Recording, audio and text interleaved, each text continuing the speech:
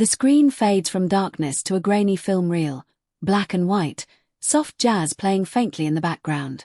There she is, a young Julie Andrews, bowing with grace after a Broadway curtain call. The audience roars. Her smile glows like starlight, pure, warm, humble. She waves once, turns, and disappears behind the curtain. At 90, that same smile still carries the magic of 1,000 memories. But today, she isn't here to sing. She isn't here to talk about Mary Poppins or The Sound of Music, roles that made her an immortal figure in cinema. She's here to confess something more human, more vulnerable, something she's never spoken aloud. Her voice, still soft and unmistakably regal, trembles with laughter as she says, "Well, there were 7 of them." A pause follows. The room feels lighter, yet heavier at once, as if a secret from the golden age of Hollywood just slipped through a crack in time. The world listens. Julie Andrews, Dame Julie Andrews, the woman who raised generations on grace and poise, is finally sharing the names that once made her heart race. Not scandal. Not gossip. Just truth. Quiet, dignified, and wrapped in nostalgia. The camera drifts across decades of her life, from a shy child in Surrey, England, born in 1935, to a teenage prodigy with a 4-octave voice so pure it stunned the West End. By the age of 12, she was performing before royalty. By her 20s, she was conquering Broadway with My Fair Lady and Camelot. Hollywood came next. Mary Poppins earned her an Academy Award, The Sound of Music made her a legend, and her voice became the soundtrack of innocence itself. But behind the spotlight, Julie was not a saint carved in marble. She was a woman, curious, warm, romantic, and full of dreams like anyone else. And like anyone else, she carried quiet infatuations that time never fully erased. She'd spent a lifetime surrounded by leading men, tall, brilliant, sometimes broken.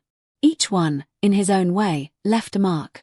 And as she sits now, in her garden surrounded by flowers and sunlight, she smiles faintly at the memory of them all. 7 names. 7 moments that slipped through her fingers like the final notes of a love song. Her hand touches her heart as she whispers, "It wasn't about desire. It was about connection, the kind that lives in your memory long after the scene ends." The narrator's voice softens. This is not the story of who she loved or didn't love, it's the story of what it means to love quietly, respectfully, without possession. Because Julie Andrews was never one for scandal. Even in her youth, when Hollywood buzzed with affairs and headlines, she stayed apart, not untouched, but unbroken. She believed that love could exist in glances, gestures, or the way 2 souls share silence without saying a word. And yet, she was not immune to the magnetism of those around her, actors who embodied the charm, wit, and mystery that made her world sparkle. Some were her co-stars. Some, fleeting encounters. Others, close friends whose eyes spoke more than words ever could. Each one represented something she longed for but never claimed: stability, danger, tenderness, youth, understanding.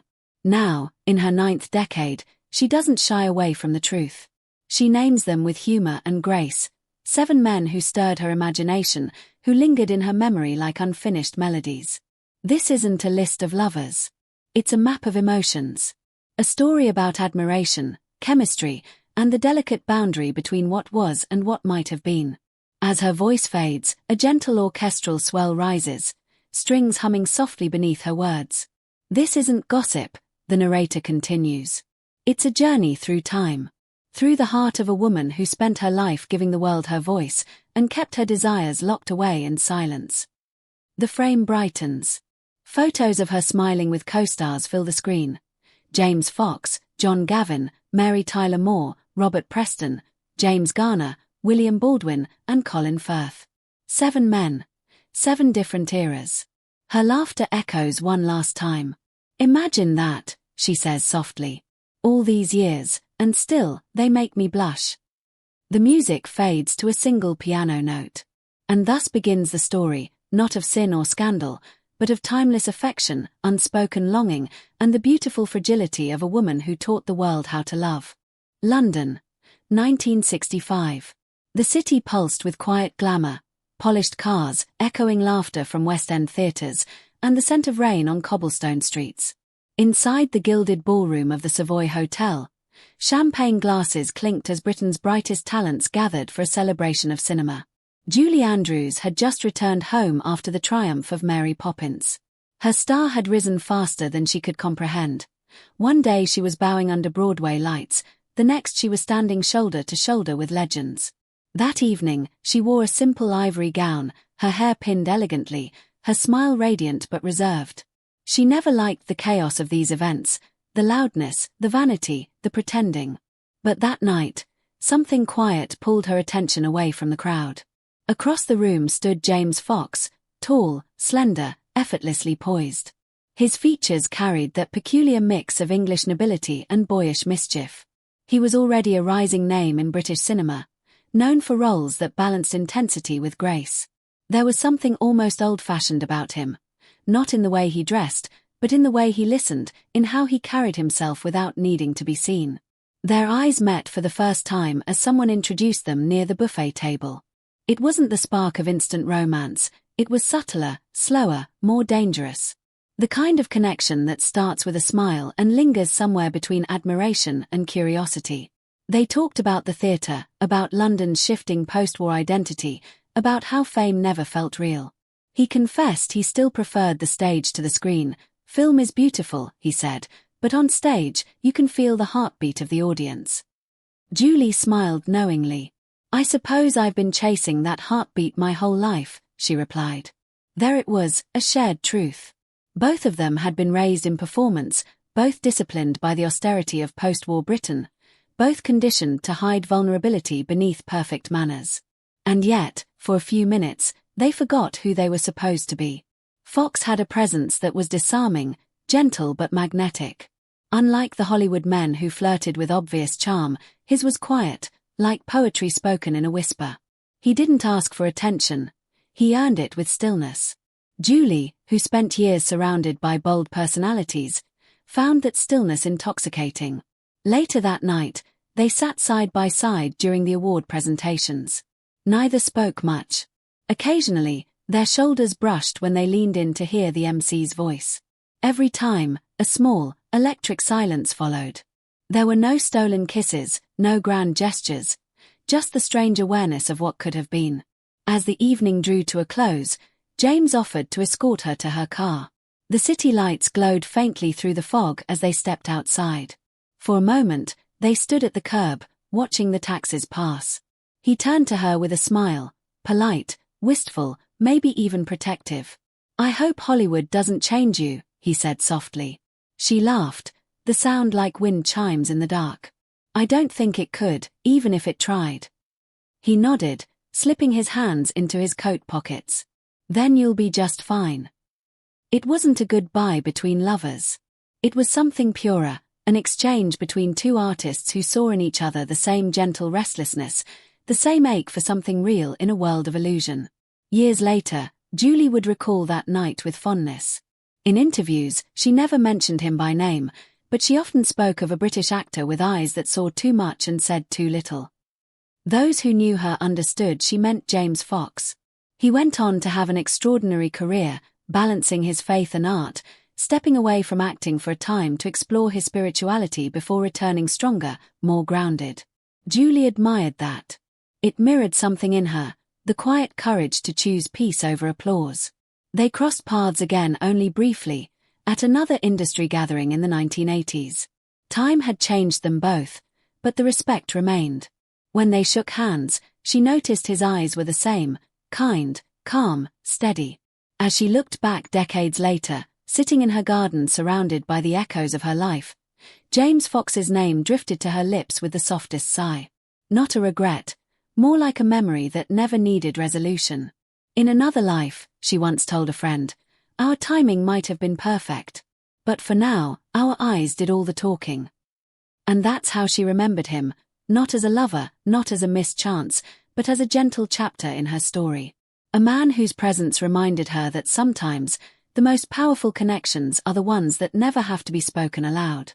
The night shimmered with gold and expectation. Los Angeles, 1965. The Mary Poppins phenomenon had swept the world, and Julie Andrews, the British newcomer with the crystalline voice, was the darling of Hollywood. The Academy Awards were less a ceremony that year and more a coronation. Flashbulbs exploded like fireworks as she stepped out of her limousine in a pale blue gown that caught every glint of light. She was poised, elegant, untouched by the chaos that swirled around her. Inside the theater, stars mingled like constellations. Cary Grant, Audrey Hepburn, Elizabeth Taylor, and then, standing near the stage entrance, the kind of man who made people pause mid-conversation. John Gavin. He was the embodiment of Hollywood perfection. 6'4", shoulders squared, his dark eyes calm and knowing. A former naval officer turned actor, he carried himself with a quiet dignity that made him both admired and slightly intimidating. His career had already defined him as a leading man of classic beauty, the kind women adored and men respected. Julie noticed him the way one notices a song that's both familiar and new. She'd seen him on screen, of course, the suave presence in Imitation of Life, the romantic hero in Spartacus and Psycho.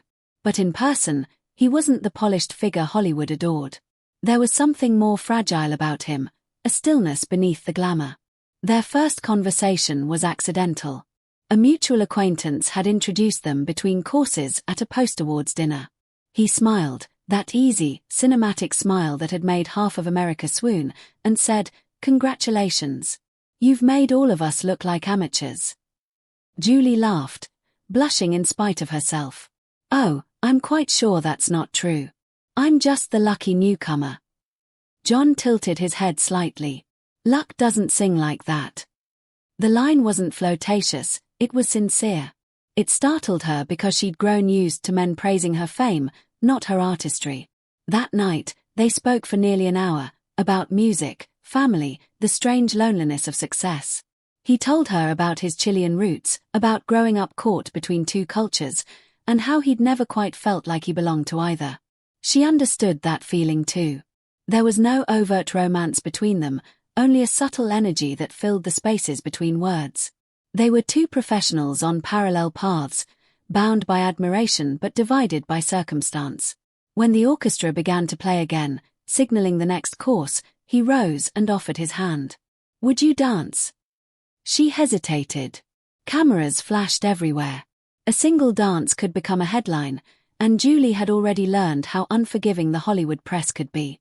Still, something in his eyes, that calm assurance, made her nod. Under the chandeliers, they moved slowly, gracefully, the world fading around them. They didn't speak. They didn't need to. It was the kind of dance that belonged to an older world, polite, restrained, yet quietly charged. For a moment, she allowed herself to imagine what it might be like to belong to someone like him. To live without scrutiny. To fall in love without an audience. But even as she thought it, she knew it was impossible. He was a man sculpted by image and expectation. She was a woman defined by innocence and grace. And in Hollywood, those myths were prisons disguised as dreams. When the music ended, he bowed lightly and said, "It's been a pleasure, Miss Andrews."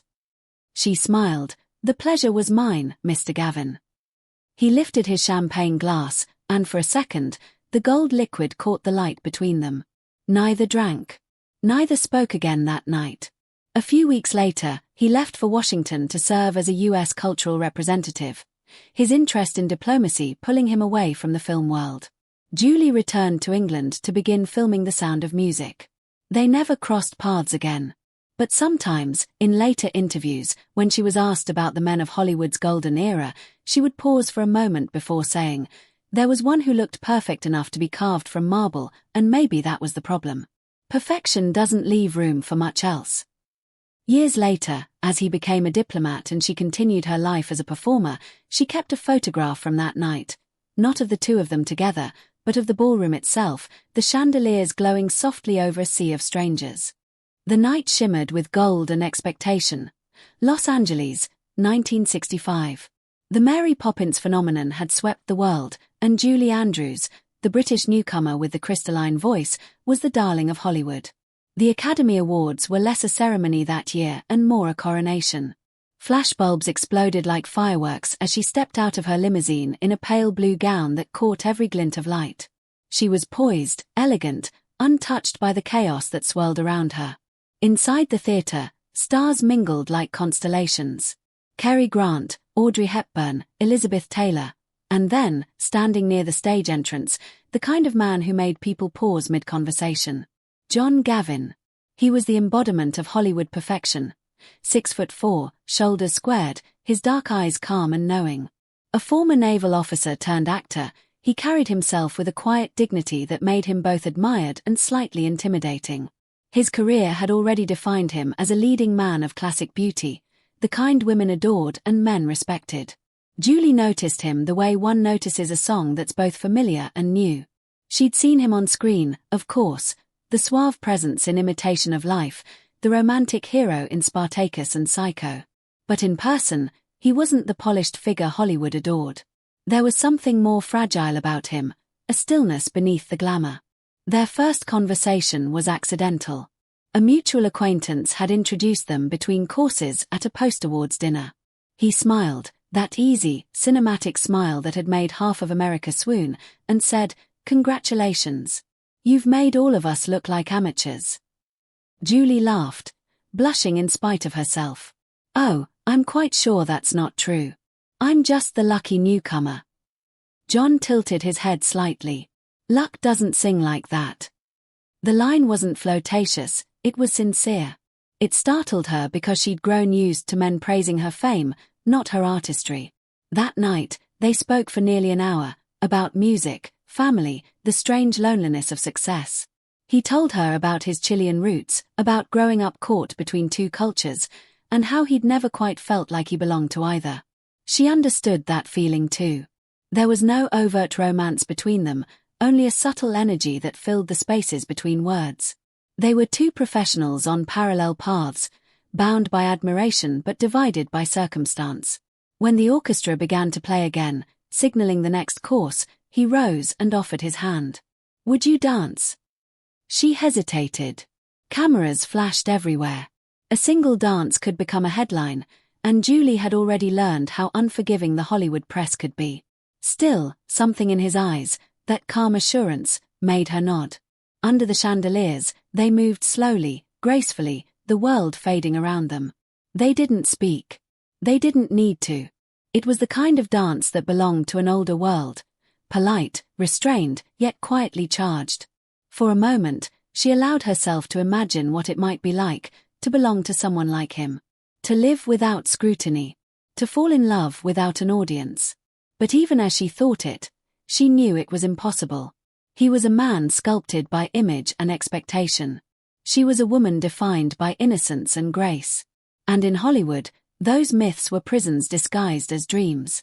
When the music ended, he bowed lightly and said, "It's been a pleasure, Miss Andrews." She smiled, "The pleasure was mine, Mr. Gavin." He lifted his champagne glass, and for a second, the gold liquid caught the light between them. Neither drank. Neither spoke again that night. A few weeks later, he left for Washington to serve as a U.S. cultural representative, his interest in diplomacy pulling him away from the film world. Julie returned to England to begin filming The Sound of Music. They never crossed paths again. But sometimes, in later interviews, when she was asked about the men of Hollywood's golden era, she would pause for a moment before saying, "There was one who looked perfect enough to be carved from marble, and maybe that was the problem. Perfection doesn't leave room for much else." Years later, as he became a diplomat and she continued her life as a performer, she kept a photograph from that night, not of the two of them together, but of the ballroom itself, the chandeliers glowing softly over a sea of strangers. The cameras loved them both, two women who, in their own ways, had become the faces of optimism for an entire generation. Julie Andrews, the poised songbird of cinema. Mary Tyler Moore, the sparkling queen of American television. To the world, they were symbols of grace and joy. But behind the lights, they were simply two women trying to hold their hearts together while the world demanded their smiles. They met for the first time in the late 1970s at a charity gala in Los Angeles. A night filled with tuxedos, laughter, and the subtle exhaustion of people who were always expected to shine. Julie was there as a guest of honor, and Mary, fresh from the success of the Mary Tyler Moore Show, had come to support one of her favorite causes. When their paths crossed near the dessert table, it wasn't fame that recognized fame, it was something gentler. Julie would later describe it as meeting a reflection, someone who knew what it was like to be adored and lonely at the same time. Mary, with her signature wit, broke the ice. "I should be asking for your autograph, but I'm afraid my husband would never let me frame it." Julie laughed, a soft, musical sound that seemed to lift the air between them. From that evening onward, their connection deepened quietly. They exchanged numbers, handwritten notes, the kind of correspondence born in an era before emails and text messages diluted emotion. What began as professional admiration soon became something far more personal. Both women had lived through turbulent marriages. Julie, devoted to her husband Blake Edwards, often spoke about the difficulties of blending families and surviving the pressures of fame. Mary, meanwhile, had been through heartbreak and reinvention, learning to mask her pain behind the infectious smile that America loved. Their letters, thoughtful, vulnerable, and at times painfully honest, became a lifeline. They wrote about everything the world didn't see: the silence after applause, the strain of perfection, the way fame sometimes stole the right to cry. One of Mary's letters read, "I sometimes feel like I'm acting even when no one's watching. Maybe that's what fame does. It rewires how you breathe. Do you ever feel that?" Julie had replied, "Yes, though sometimes I think the stage is the only place I do breathe freely. Off it, I'm just trying to remember who I was before everyone else decided for me." There were no romantic confessions, no grand gestures or scandalous meetings. What existed between them was deeper than desire. It was understanding. It was comfort in a language only they spoke. When they met in person, sometimes in New York during Broadway events, other times in Los Angeles for television specials, they would find themselves in quiet corners of crowded rooms, talking about books, motherhood, and the ache of always having to be on. Mary once told Julie, "You sing about a spoonful of sugar, and I make people laugh about life, but neither of us ever really talk about the medicine." Julie smiled sadly. "That's because the world prefers sweetness." They both laughed, that light, perfect laughter the cameras adored. Yet beneath it, both women knew how rare it was to be seen rather than admired. Over time, life, as it always does, began to pull them apart. Mary turned more toward television production, exploring darker, more complex roles. Julie, after her surgery in 1997 robbed her of her singing voice, found herself retreating from the spotlight to heal and write. When they did speak, it was as if no time had passed. There were no hellos or goodbyes, just a continuation of a dialogue that had never really ended. But as years passed, those exchanges became fewer. Mary's health declined, and when news came in 2017 that she had passed away, Julie was filming a project overseas. She didn't attend the funeral but sent a quiet, heartfelt tribute that few noticed, tucked within a longer interview. She was a friend who understood the silences. Sometimes you meet someone who doesn't need to talk to make you feel less alone. That was Mary. If love has many forms, friendship, compassion, connection, then what existed between Julie Andrews and Mary Tyler Moore was a rare and beautiful one. A love without possession, without definition. Two women who carried the world's laughter in their voices, yet longed for someone to understand their silence. And maybe, just maybe, that's why Julie kept Mary's photograph, not from a red carpet, but from that first night they met, both of them mid-laugh, heads tilted toward each other. A frozen moment of light between two souls who had already learned how heavy the world could be. It wasn't a romance of touch, but of truth, and sometimes, that's the deepest kind of love there is. It was 1960, and Broadway hummed with the energy of rebirth. The marquees glowed brighter than the stars above them, and the sound of rehearsing orchestras spilled into the New York night like music made of dreams. Julie Andrews had conquered the stage in My Fair Lady and Camelot, but now she stood at a crossroads, between youth and maturity, between certainty and fear. The next chapter of her life was about to begin, and fate placed in her path a man who would shape it with quiet grace, Robert Preston. Robert Preston was already a legend by the time Julie met him. Best known for his electrifying turn in The Music Man, he carried the easy authority of a man who had lived many lives on stage and off. He wasn't the kind of leading man who relied on beauty or bravado. His strength came from presence. When he entered a room, conversations slowed, not from intimidation, but respect. They first met in a rehearsal studio in New York, where Preston was visiting an old friend working on the same production circle. Julie, rehearsing a demanding scene, was struggling, her voice tired, her energy stretched thin from the relentless pace of theatre life. When she finished, breathless and apologetic, she heard a calm, measured voice behind her. "Don't apologize for being human," Preston said, smiling warmly. "The audience falls in love with people, not perfection." It was such a simple statement, but it struck something deep within her. For years, Julie had been praised for her discipline, the perfect voice, the flawless posture, the immaculate star. But here was a man who saw through the polish to the woman underneath. From that day, Robert became something between a mentor and a guardian. During long rehearsal breaks, they would sit by the stage door, sipping tea and talking about everything that wasn't theatre, family, art, the absurdity of fame. He shared stories from his years in the industry, from the wild days of touring productions to the quiet loneliness of hotel rooms after the curtain fell. He had a wife he adored, Catherine, and he never hid that. But the connection between him and Julie was undeniable, a rare kind of affection built on trust and emotional understanding rather than desire. He became her anchor in a city that could so easily sweep dreamers away. Julie often said later that Robert reminded her of what a true gentleman looked like, strong, kind, and steadfast. When critics began to question whether she could transition from Broadway darling to Hollywood actress, it was Preston who reminded her of her worth. "Don't let them tell you what you can't do," he said once, leaning against the piano during a break. "You were born for the world to hear you. Don't let them shrink that world." She carried those words with her all the way to Hollywood. When she was cast in Mary Poppins, she sent him a note. "You told me once not to listen to the doubters. Well, I'm flying now, quite literally." He replied with characteristic wit. "Then don't forget to come down sometimes. Even angels need rest." Though their paths diverged, the bond between them endured, letters, phone calls, and occasional dinners whenever their schedules allowed. He continued to champion her quietly, and she, in turn, admired him deeply for his loyalty, his humor, and the integrity with which he lived his life.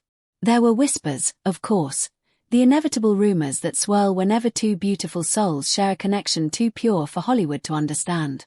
But those who knew them saw something different, a deep, platonic affection that occasionally shimmered with the sadness of what might have been if life were simpler, if vows and responsibilities didn't shape the boundaries of the heart.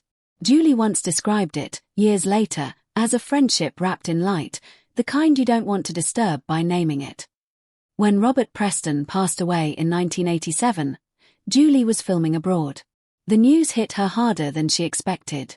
She didn't speak publicly about it at the time, but during a quiet reunion dinner with old theatre friends later that year, she raised her glass and said softly, "To Robert, who never crossed the line, but whose kindness made me believe in men again."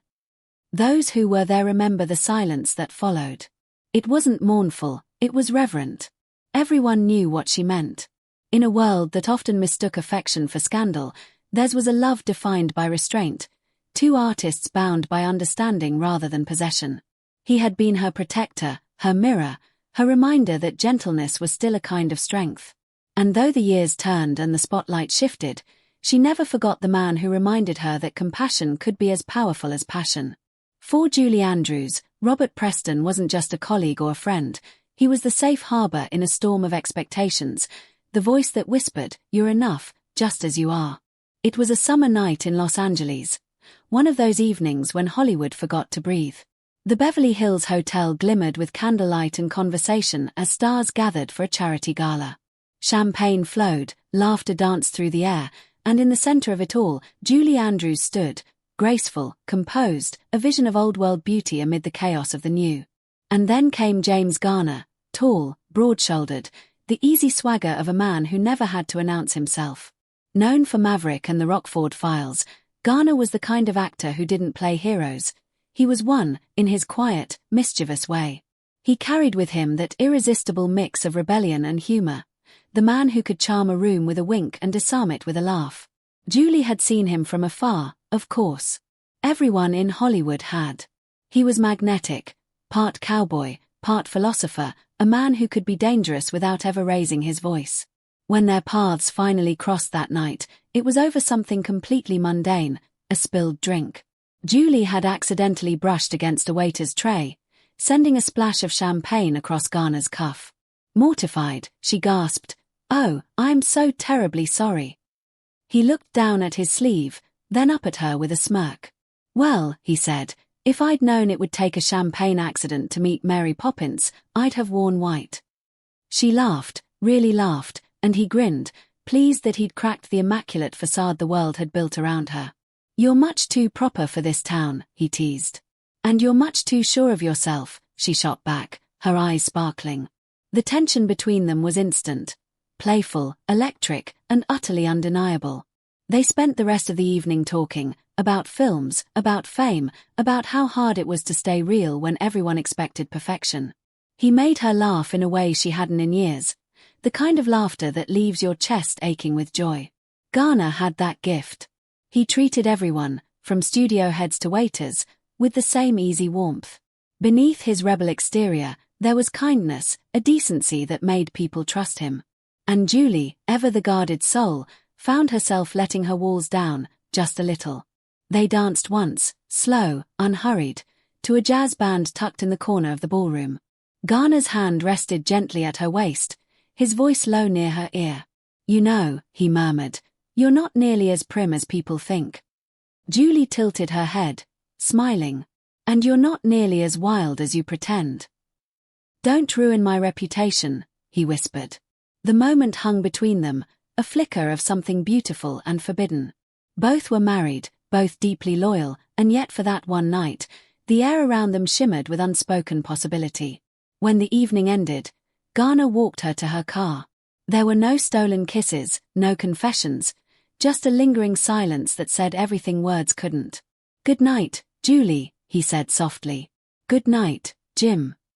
She watched him walk back inside, the golden light spilling over his shoulders, and thought, "Here's the storm to my calm," and for a moment I wanted to be swept away.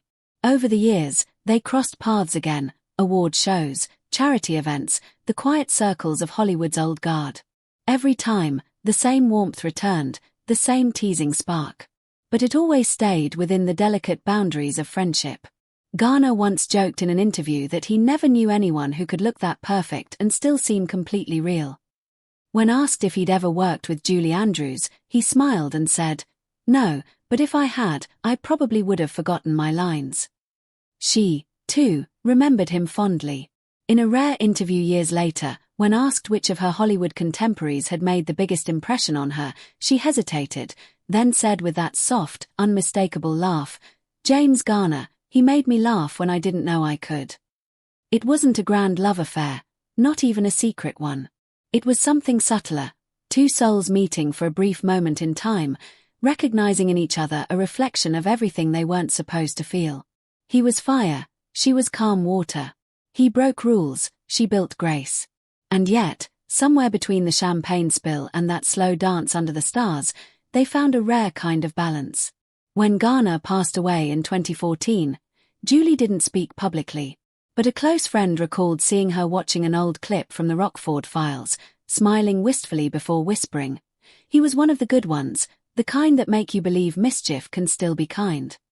And maybe that's how she remembered him, not as a lover, not as a missed chance, but as the man who reminded her that laughter, too, can be a kind of love. Because sometimes the heart doesn't need a story, just a moment, a spark, a shared smile that never really fades. It was 1994, a year when Hollywood was reinventing itself. The age of black and white glamour had long faded into memory, replaced by fast cameras, faster fame, and a new generation of stars who carried charisma like currency. Julie Andrews, now a legend of another era, walked into the Beverly Hills industry dinner with that same quiet poise that had once made the world fall in love.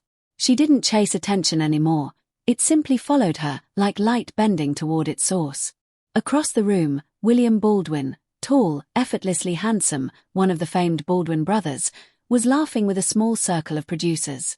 Known for his roles in Backdraft, Sliver, and Flatliners, he was part of that fresh 1990s Hollywood energy. Daring, romantic, unpolished in a way that made him magnetic. When he saw Julie enter, the room seemed to shift, as though time itself had paused to let history and youth meet for a fleeting second. Later that evening, their paths crossed. He approached her with the respectful nervousness of someone meeting royalty. "Ms. Andrews," he said, extending his hand, "I just wanted to say, I grew up watching you. You made me believe movies could be magic." Julie smiled, her voice still carrying that melodic warmth. "Oh, goodness," she laughed softly. "You make me sound ancient. But thank you, I'm delighted you still believe in magic." What began as a polite exchange became a conversation that lasted hours. They spoke about everything: acting, fame, family, and the strange loneliness that hides behind applause. Baldwin was fascinated by her discipline, her refusal to bend to Hollywood's chaos.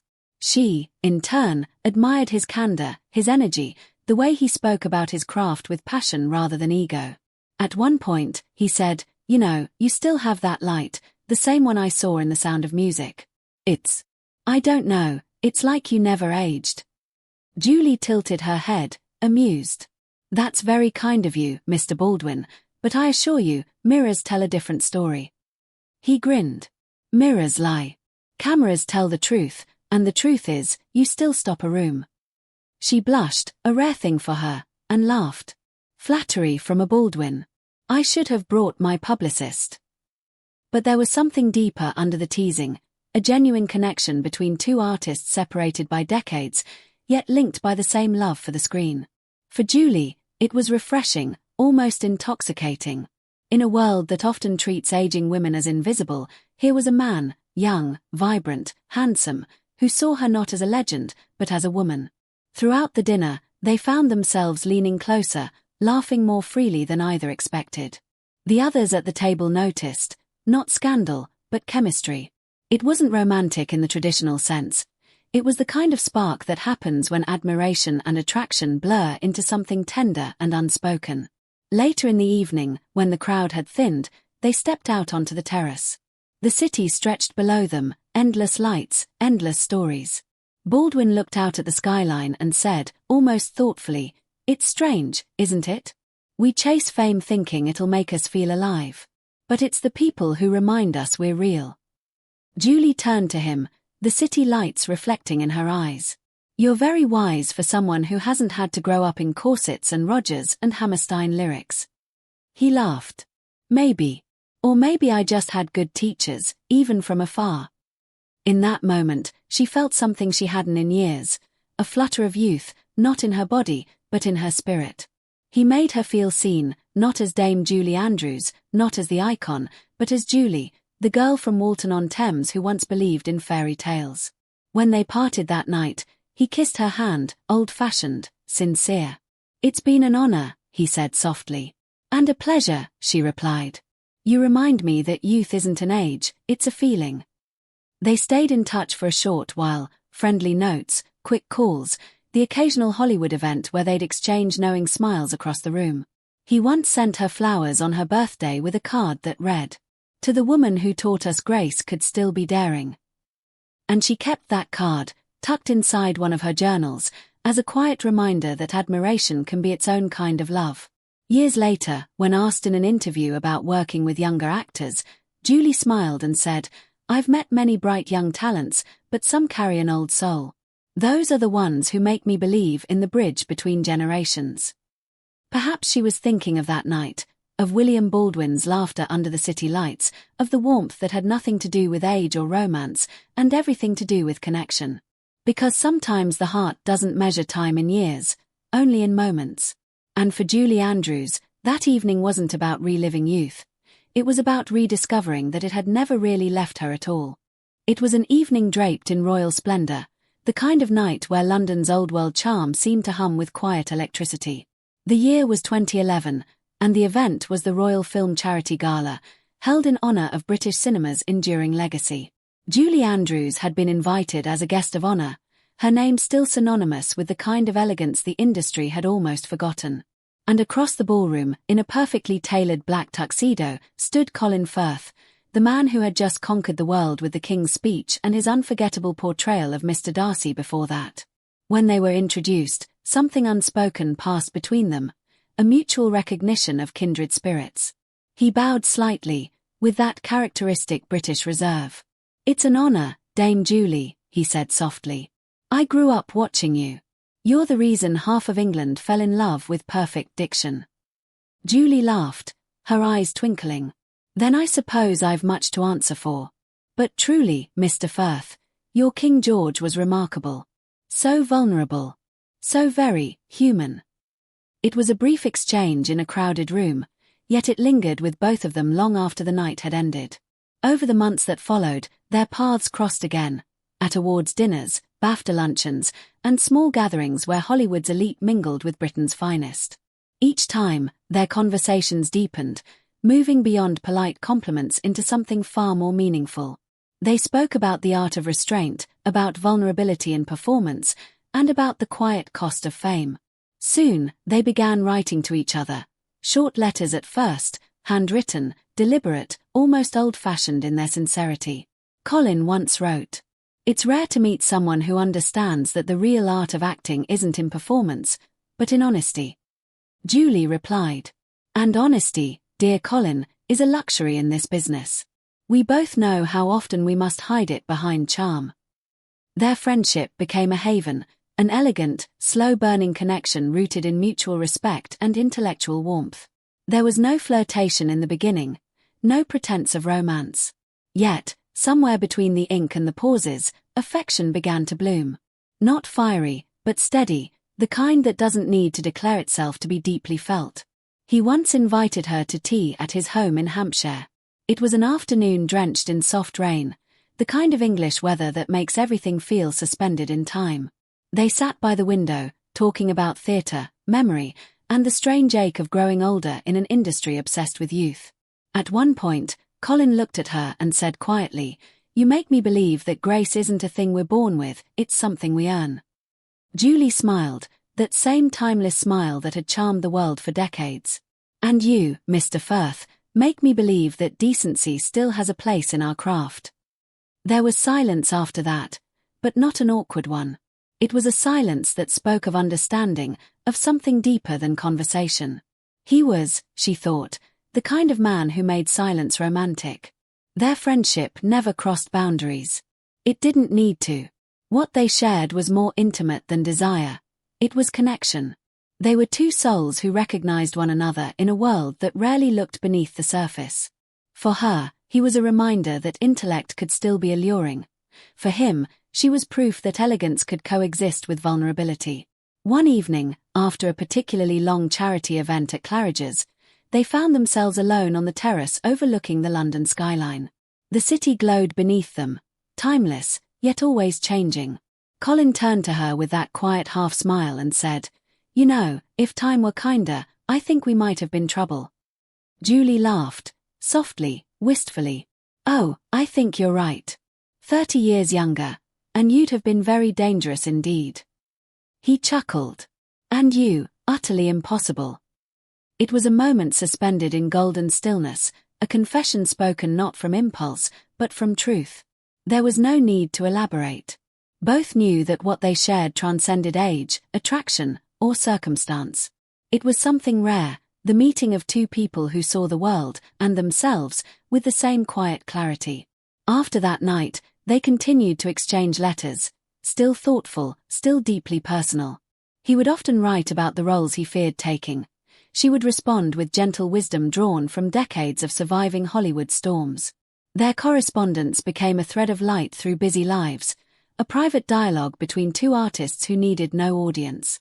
Years later, when asked during a BBC interview if she still found herself moved by actors of the modern generation, Julie smiled knowingly and said, "There are still gentlemen in this world, real ones. Colin Firth, for instance. If I were 30 years younger, he would have been trouble."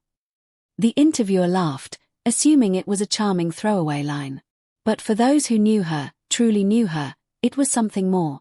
It was a small, elegant confession, wrapped in humor but steeped in truth. Because Colin Firth represented something Julie had always cherished, the meeting of intelligence and heart, wit and decency. Their connection was proof that passion doesn't always burn. Sometimes, it glows, quietly, endlessly, like the last light before dusk. And though they never crossed that invisible line, both knew that if the universe had written their stories in a different time, their love might have been inevitable. He was her modern gentleman. And she, his eternal muse. Not in romance, but in recognition. A soul connection, beyond time. The morning sun lay soft across the English countryside, filtering through the lavender and roses that framed Julie Andrews' garden. The air was still, touched by birdsong and the quiet hum of memory. She sat there, wrapped in a shawl the color of faded lilac, gazing at the horizon as though time itself had slowed just to keep her company. At 90, her beauty had transformed, no longer the radiance of youth, but the serenity of someone who had lived deeply, loved purely, and carried her grace like a melody. The years had carved fine lines along her eyes, but her smile remained untouched, the same smile that had once lit up stages, screens, and hearts across the world. On the small table beside her rested an old notebook.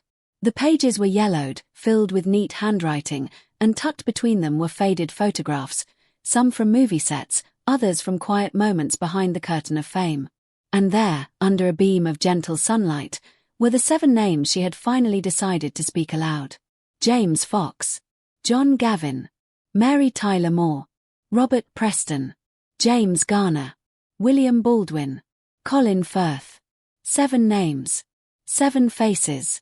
7 fragments of a life that had been both public and profoundly private. She smiled as she looked at them, not with regret, not with shame, but with tender amusement. What a curious thing, she murmured softly, that at 90, the heart still remembers the blush of what might have been. For Julie, these weren't just names on a list. They were symbols of her journey, each one representing a chapter of her becoming. James Fox, with his gentleness and restraint, reminded her of the grace of silence. John Gavin, the Hollywood perfection, had shown her that beauty, though magnetic, could never replace warmth. Mary Tyler Moore, her mirror soul, taught her that intimacy could live in friendship, in shared letters and laughter. Robert Preston had been her protector, her mentor, the man who reminded her that strength could exist in kindness. James Garner, her charming rebel, had reawakened the playfulness she thought fame had taken from her. William Baldwin was the spark of youth revisited, the reminder that admiration could be timeless. And Colin Firth, the modern gentleman, was proof that love could exist without ever needing to be touched. She closed her eyes, letting the memories drift in and out like the notes of an old song. Each face, each encounter, had carried its own rhythm, some brief and fleeting, others soft and steady. But together, they had composed the hidden soundtrack of her life. And now, at the twilight of her years, she realized that none of these connections had been about desire in the way the world often imagines it. They were about recognition, about finding parts of herself reflected in the people she admired, trusted, and occasionally longed for. These weren't lovers, she whispered into the breeze. They were dreams. Fragments of the woman I once was, and the woman I still am. The camera, if this were a film, would pull back, capturing her surrounded by blooming roses, a living echo of the sound of music's gentle heart. Somewhere in the distance, perhaps, the faint echo of Edelweiss could be heard, blending with the rustle of leaves. She lifted her cup of tea, toasting the ghosts of her past, not with melancholy, but with gratitude. For the laughter they brought, the lessons they taught, and the warmth they left behind. Julie had spent a lifetime being everyone else's heroine, Maria, Eliza, Queen Clarice, but in this quiet moment she allowed herself to simply be Julie. A woman who had loved, who had lost, who had yearned, and who had never stopped believing in the beauty of longing. Perhaps that was her truest confession. Not the 7 names, not the fantasies, but the acknowledgement that to feel, even secretly, was to live fully. She thought about all the years spent performing for the world, singing for strangers, smiling for cameras. And now, she realized something simple and profound. The sweetest note she had ever sung came not from her voice, but from the ache in her heart, the delicate space between what was and what might have been. Her eyes lifted to the horizon, the golden light painting her face in warmth. If I had kissed them all, she said quietly, her tone both wistful and wise, maybe I'd have sung less sweetly. A pause, a small smile. Because sometimes, longing keeps the music alive. The wind seemed to catch those words and carry them across the garden, past the flowers, over the fields, into the vast stillness of the English sky. And for a moment, it was as if the world itself bowed in reverence, not to the star, not to the legend, but to the woman who had lived a symphony of feeling and still found grace in its final note. Julie Andrews, the eternal melody, not defined by the men she might have loved, but by the music she never stopped giving. The screen fades to black and white, slow reels of Julie Andrews through the decades. Mary Poppins twirls in her umbrella's arc, Maria von Trapp spins in the Austrian hills. Queen Clarice smiles with quiet dignity. The music swells, a soft orchestral reprise of Edelweiss, tender and haunting. Then, the narration begins, slow, reflective, reverent. For 90 years, Julie Andrews gave her heart to her art. Every note, every glance, every word she spoke carried the weight of a life beautifully lived. She gave her voice to the world, and in return, the world fell in love. The visuals shift, candid moments now. Julie laughing backstage. Writing in her notebook. Holding hands with friends long gone. And yet, even now, the voice continues. She reminds us of something we often forget, that behind every elegant smile, there is a story of what might have been. The private world of a woman who gave everything to the stage, but kept a few dreams for herself.